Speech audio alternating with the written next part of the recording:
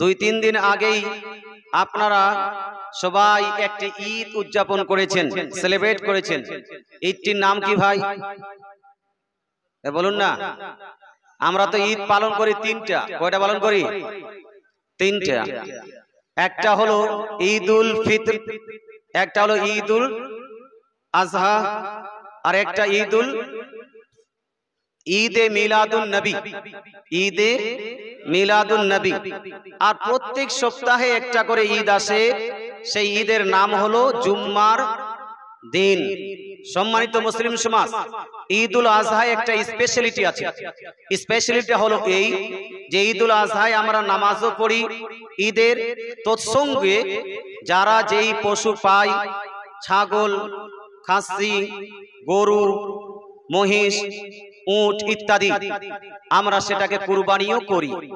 আপনারা কুরবানি করেছেন, আল্লাহ তাআলা আপনাদের সবারই কুরবানির জন্য আল্লাহ তাআলা কবুল করেন, বলেন আমিন।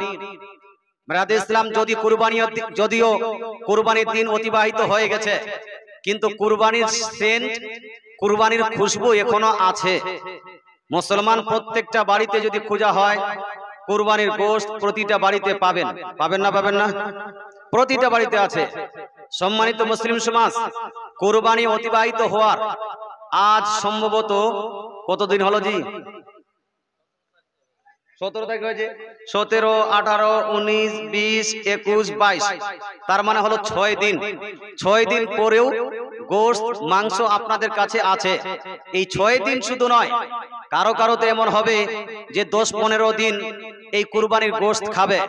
কেউ আবার 2 মাস, কেউ আবার 4 মাস, কেউ আবার 6 মাস, কেউ আবার দেখবেন শুটকি আর আচার করে এই কুরবানি সেই কুরবানি পর্যন্ত পৌঁছে দিয়েছে। এরকম খাবেন কি খাবেন না ভাই? খাবেন।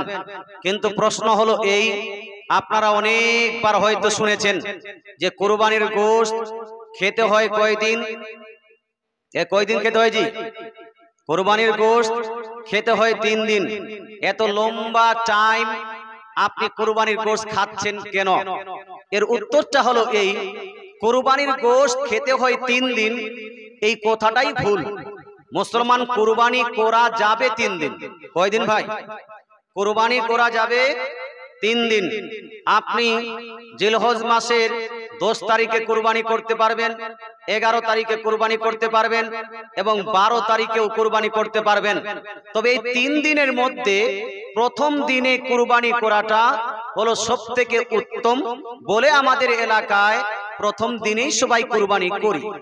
রানা বলুন, সব থেকে উত্তম কোন দিন? প্রথম দিনে, অর্থাৎ 10 তারিখেই কুরবানি করাটা হলো উত্তম। এই জন্য আমরা কুরবানি করি। প্রাক ইসলামিক যুগে, ইসলামিক প্রারম্ভিক যুগে এই কুরবানির গোশতই 3 দিনের বেশি খাওয়াটা নিষিদ্ধ এবং নাজায়েজ ছিল। মুসলমান ওই কথাটি বা ওই প্রসঙ্গে যে হাদিসগুলো বর্ণিত হয়েছে, সেই হাদিসগুলোকে কেন্দ্র করে বর্তমান কিছু মানুষ বলে যে 3 দিনের বেশি কুরবানির গোশত খাওয়া যাবে না। আসুন এই প্রসঙ্গে আমি কয়েকটা হাদিস শোনাই। ইসলাম প্রচার হয়েছে এমন এক যুগে, যেই যুগে মানুষ অজ্ঞতার অন্ধকারে নিমজ্জিত ছিল। সম্মানিত মুসলিম সমাজ, ওই যুগটা এমন খারাপ যুগ যে মানুষের লড়াইগুলো বন্ধই হতো না। একজন মেয়ের যদি মাসিক হতো তো তাকে বাড়ি থেকে বের করে দেওয়া হতো।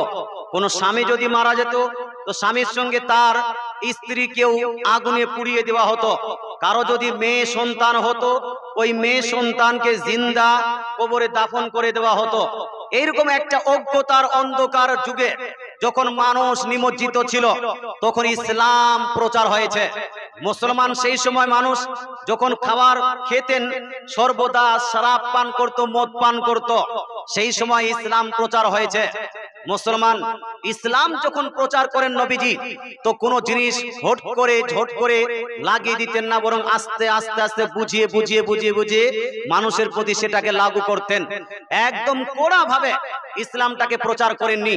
এই জন্য কোরআন হাদিসের মধ্যে বহু ক্ষেত্রে দেখা যায় 2 প্রকার কোরআন শরীফে আয়াত পাওয়া যায়, 2 প্রকার হাদিস শরীফ পাওয়া যায়। এক হাদিস পাবেন, ওই হাদিসে লিপিবদ্ধ আছে সাহাবায়ে কেরাম মদ পান করছেন। এই সাহাবায়ে কেরাম আপনার খাওয়ার পরে মদ পান করছেন। কিন্তু কিছু হাদিস এমন পাবেন যে হাদিসে নবীজি সাল্লাল্লাহু আলাইহি ওয়াসাল্লাম ইরশাদ করেন, লা ইয়াদখুলুল জান্নাতা মুদমিনু খামারিন।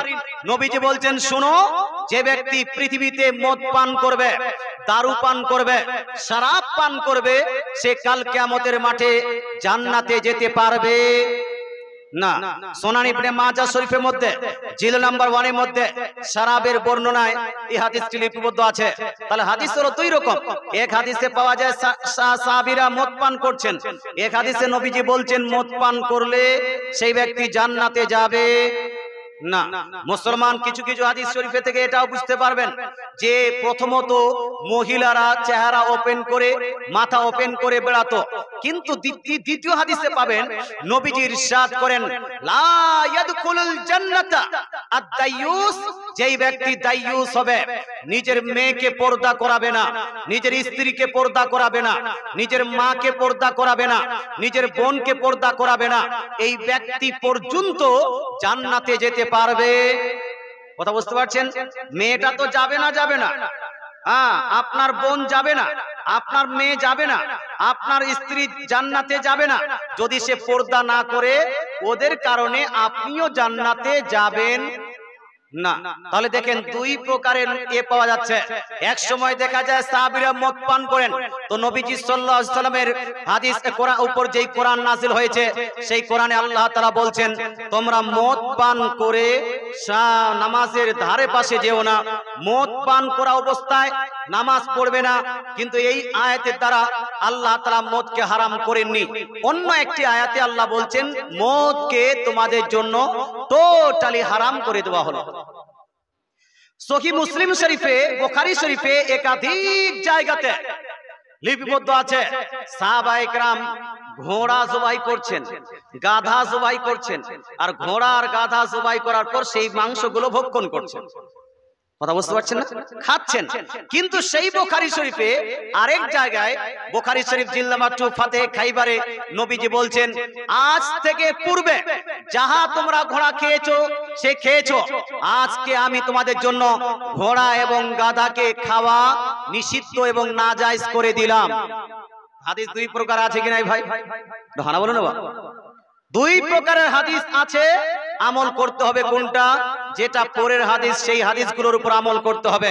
তদ্রূপ এক জায়গায় নবীজি ইরশাদ করেছিলেন, সুনান আবু দাউদের হাদিস, নবীজি বলছেন, লা তাকুলু লুহুমাল আসাহি ফাওকা সালাসাতি আইয়াম। হে আমার উম্মতিরা, তোমরা যখন কুরবানি করবে, কুরবানি করার পরে 3 দিনের জন্য গোশত রেখে নিবে। 3 দিনের বেশি যেই গোশতগুলো হবে সেই গোশতগুলো মানুষের মধ্যে বিতরণ করে দিবে। অর্থাৎ তোমরা 3 দিনের বেশি কুরবানির গোশত খেতে পারবে না। কথা বোঝা গেল? 3 দিনের বেশি কুরবানির গোশত খেতে পারবে না। কিন্তু ভাই আরেকটা হাদিস শুনুন, এই হাদিসটি লিপিবদ্ধ আছে সহিহ মুসলিম শরীফ জিল নাম্বার 1 পেজ নাম্বার 313 এর মধ্যে। সেম হাদিস কান লিপিবদ্ধ আছে সুনান ইবনে মাজাহ জিল নাম্বার 1 পেজ নাম্বার 112 এর মধ্যে। সেম হাদিস কান লিপিবদ্ধ আছে সুনান নাসাই জিল নাম্বার 1 পেজ নাম্বার 221 এর মধ্যে। এই হাদিসের মধ্যে নবীজি ইরশাদ করেন যে, নাহাইতুকুম আন লুহুমিল আসাহি ফাওকা সালাসাতি আইয়াম ফামসিকু মা বাদালাকুম। হে আমার উম্মতিরা, তোমাদেরকে আমি পূর্বে 3 দিনের বেশি গোশত খেতে নিষেধ করেছিলাম। 3 দিনের বেশি কুরবানির মাংস খেতে নিষেধ করেছিলাম, কিন্তু আজ থেকে তোমাদেরকে আমি পারমিশন দিলাম, ইজাজত দিলাম, অনুমতি দিলাম, কুরবানির গোশত যতদিন পারো সেটাকে রাখতেও পারবে, খেতেও পারবে। জোরে বলেন সুবহানাল্লাহ। একটু জোরে সুবহানাল্লাহ হবে না ভাই? তাহলে বুঝা গেল কুরবানির গোশত প্রসঙ্গেও 2 রকম হাদিস আছে না নাই? আছে। আমল করব কোনটা? পরের যে হাদিসটা, সেই হাদিসটার উপর আমাদেরকে আমল করতে হবে। এই জন্য বর্তমান 5 দিন 6 দিন পরে এখন যে কুরবানির গোশত খাচ্ছেন, এটা হালাল হবে না হারাম? এটা হালাল না হারাম? জায়েজ না না জায়েজ?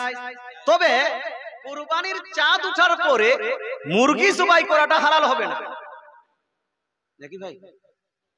কুরবানির চাঁদ উঠে গেল না, কুরবানির চাঁদ ওঠার পরে মুরগি কেউ যদি জবাই করে, পোল্ট্রি কেউ যদি জবাই করে, হাঁস যদি কেউ জবাই করে, গরু ছাগল জবাই করে, চলবে না চলবে না? ওটা হ্যাঁ না বলুন, যেটা জানেন ওটাই বলুন। হ্যাঁ বললে হ্যাঁ বলুন, না বললে না বলুন। এরকম কি চলবে না চলবে না ভাই? হ্যাঁ, কেউ বলছে চলবে, কে একজন বলছে চলবে, বাকি সব বলছে চলবে না। মুসলমান আপনাকে বলতে চাই চলবে না কেন? কি গোটা বছর মুরগি খাওয়াটা হালাল, আর কুরবানির চাঁদ উঠলে 10 দিন পর্যন্ত মুরগি খাওয়াটা হারাম নাকি? হ্যাঁ দাদু, এটাই নাকি? গোটা বছর পোল্ট্রি জবাই করা আর খাসি জবাই করা এটা হলো হালাল, আর যখন এই চাঁদ উঠে গেল তখন হয়ে যাবে হারাম। অনেকগুলো জায়গাতে থেকে যায় কুরবানির চাঁদ ওঠার পরে বিয়ে যদি লাগে, বিয়ে পর্যন্ত মাছ দিয়ে সেরে দেয়। মাছ মাছ গরু জবাই করছে না, খাসি জবাই করছে না, চাঁদ উঠে গেছে। আপনার দেশে হয় না এগুলো? হ্যাঁ, আপনারা কি খান? আপনারা খান না? না কেন খান না ভাই? কেন খান না? মুসলমান আপনাকে বলতে চাই, কেউ যদি সারা বছর ধরে গোশত না খায় তার গুনাহ হবে। গুনাহ হবে? আমি সারা বছর গোশত খেলাম না, কোনো গোশতই খাই না, আমার কি গুনাহ হবে? এটা গুনাহ। এই গোশত খাওয়াটা হলো জায়েজ, ইচ্ছা করলে খাবে, না ইচ্ছা করলে খাবে না। কিন্তু কেউ যদি বলে আমার জন্য হাঁস খাওয়া হালাল, এই হারাম, আমার জন্য গরু খাওয়া হারাম, এই হারাম নিজের জন্য প্রমাণ করার জন্য সে গুনাহগার হবে না? হবে না? হবে না? হবে না? যেই বস্তু আল্লাহ হালাল করেছেন সেটাকে আপনি হারাম করতে পারবেন? যেই বস্তু আল্লাহ তাআলা জায়েজ করেছেন সেটাকে নাজায়েজ করতে পারবেন? পারবেন না।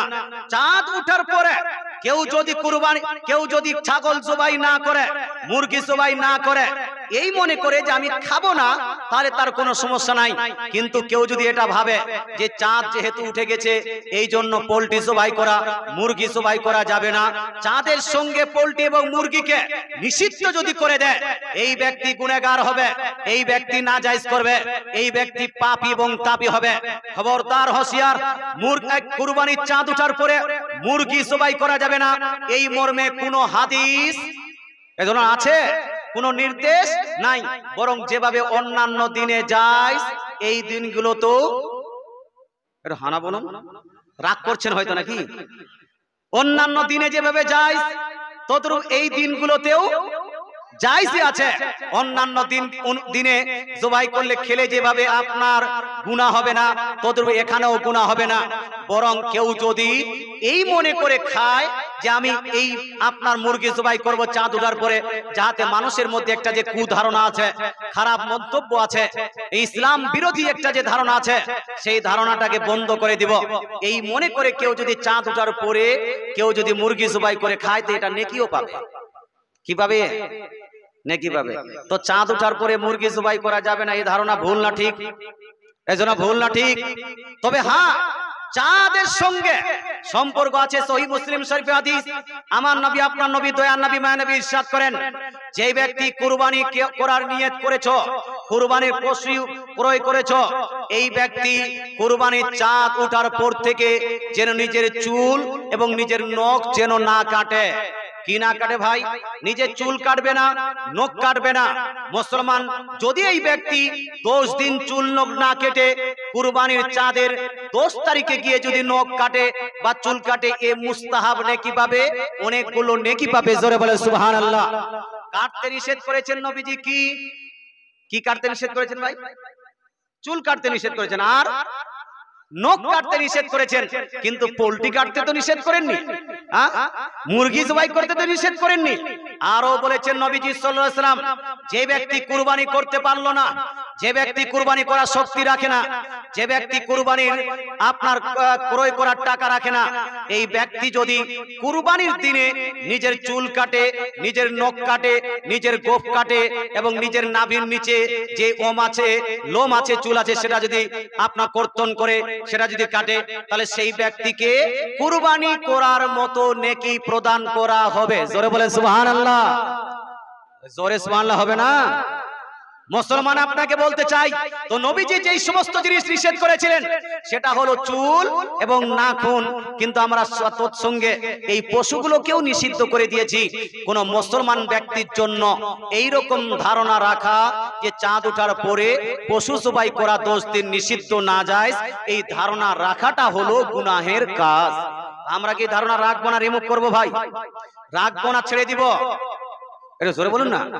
যারা যারা বলছেন আগামীতে এই রকম ধারণা রাখবো না, আগামীতে কেউ যদি জবাই করতে চায় তাও কাউকে নিষেধ করব না, আর আমার যদি খাবার ইচ্ছা করে আমিও জবাই করে খাবো, তারা একটু হাত তুলে বলুন তো ইয়া রাসূলুল্লাহ। মাশাআল্লাহ।